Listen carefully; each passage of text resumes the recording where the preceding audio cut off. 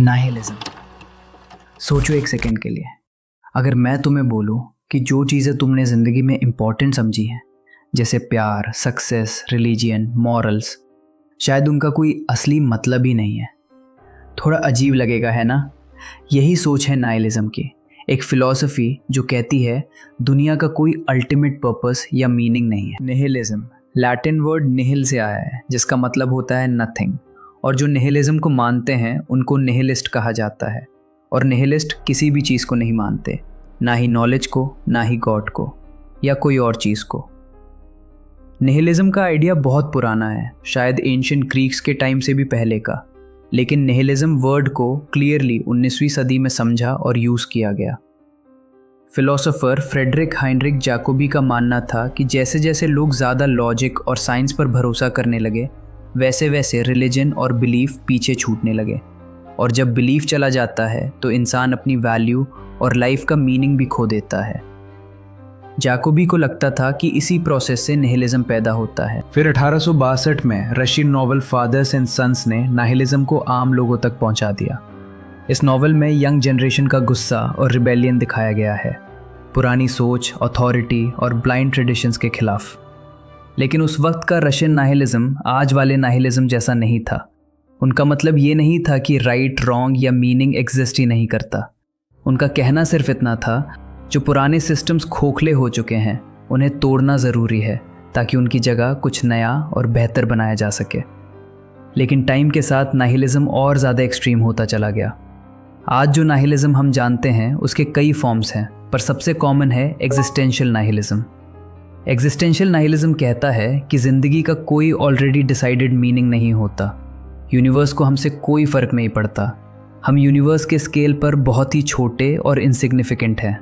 यहाँ तक कि डेविड ह्यूम ने भी कहा है कि यूनिवर्स के लिए एक इंसान और एक कीड़े की ज़िंदगी में कोई फ़र्क नहीं है, क्योंकि पूरे यूनिवर्स की तुलना में हमारी ज़िंदगी की कोई औकात ही नहीं।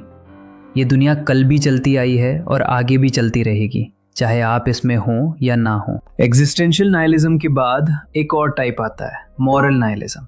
एग्जिस्टेंशियल नाइलिज्म बोलता है कि जिंदगी का कोई फिक्स्ड मीनिंग नहीं होता, और मॉरल नाइलिज्म बोलता है कि सही गलत का भी कोई फिक्स्ड रूल नहीं होता। इस व्यू के हिसाब से जो मॉरल रूल्स हम फॉलो करते हैं, जैसे क्या पाप है, क्या गलत है, ये सब इंसानों ने टाइम और सोसाइटी के हिसाब से बनाया है। जो चीज़ एक जगह गलत मानी जाती है, दूसरी जगह वही सही हो सकती है। इसलिए मॉरल नाइलिज्म कहता है कोई यूनिवर्सल राइट रॉन्ग एग्जिस्ट नहीं करता। एक टाइम था जब स्लेवरी को दुनिया के कई हिस्सों में बिल्कुल नॉर्मल और सही माना जाता था। आज वही चीज़ पूरे वर्ल्ड में गलत मानी जाती है। इससे मॉरल नाइलिज्म ये पॉइंट निकालता है कि अगर सही गलत टाइम के साथ बदल सकता है तो शायद वो कोई इटर्नल ट्रूथ नहीं, बल्कि इंसान की बनाई हुई सोच है। इसके बाद आता है epistemological nihilism.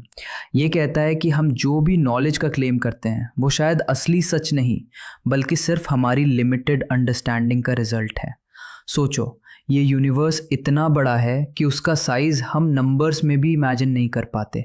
Billions of galaxies, her Galaxy में बिलियंस ऑफ स्टार्स, और हर स्टार के आसपास शायद प्लैनेट्स, और हम एक छोटे से प्लैनेट पर बैठे हुए अपनी आँखों, अपने दिमाग और अपने ह्यूमन लॉजिक से ये कह देते हैं, हाँ हमें पता है रियलिटी क्या है।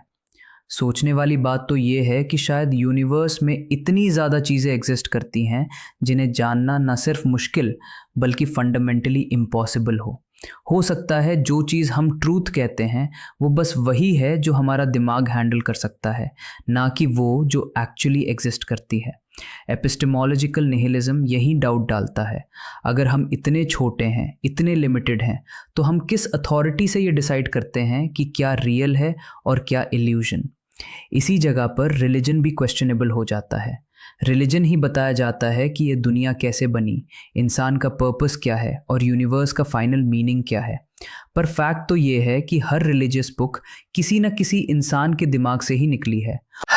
पर खैर छोड़ो, लोग नाइलिज्म पर बात करते रहेंगे और आर्ग्यू भी होती रहेगी। लेकिन सच तो ये है कि अगर जिंदगी का कोई रेडीमेड मीनिंग नहीं भी हो तो क्या?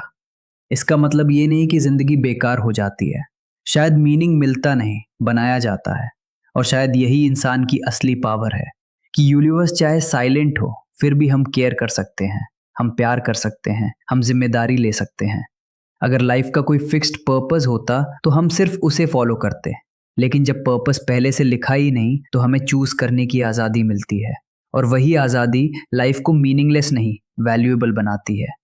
इसलिए नाइहिलिज्म एंड नहीं है, वो सिर्फ एक स्टेज है जहाँ पुरानी झूठी एक्सपेक्टेशंस टूट जाती हैं। उसके बाद जो बचता है वो है रियल चॉइस। शायद हम यूनिवर्स के लिए इम्पोर्टेंट ना हो, लेकिन हम एक दूसरे के लिए इम्पोर्टेंट हो सकते हैं। और शायद इतना ही काफ़ी है जीने के लिए, कुछ अच्छा करने के लिए और लाइफ को सीरियसली लेने के लिए। मीनिंग कहीं बाहर नहीं है, मीनिंग हमारे एक्शंस में है। और जब तक हम चूज़ करते रहेंगे तब तक ज़िंदगी एम्प्टी नहीं हो सकती। और हाँ, वीडियो अच्छी लगी हो तो लाइक और सब्सक्राइब ज़रूर करना, और इस फिलॉसफी के बारे में आपके थॉट्स कमेंट्स में ज़रूर बताना।